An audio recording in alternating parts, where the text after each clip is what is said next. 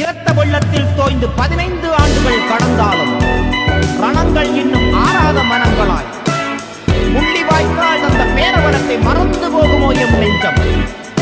சிதறி கிடந்த உடல்கள் நடுவில் சிவந்து போன எம் ஈழதேசத்து நாட்களை எண்ணி அழுத கண்ணீரும் இல்லை, எழுதிட வார்த்தைகளும் இல்லை.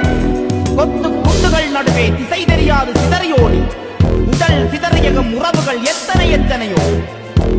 கையிழந்து கால் இழந்து உயிரிழந்து உறவிழந்து கற்பிழந்து கதறி அழுத அந்த வலி சுமந்த நாட்கள் என்றும் நம் நினைவு அழியா நெருப்புக்கள்.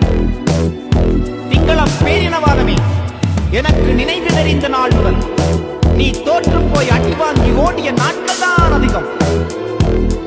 அதனால் தான் என்னவோ நீதியற்ற உலக நாடுகளிடம் பிச்சை கேட்டுகும் உறவுகளை உன் கொத்து குண்டுகளுக்கு இரையாக்கினாய்.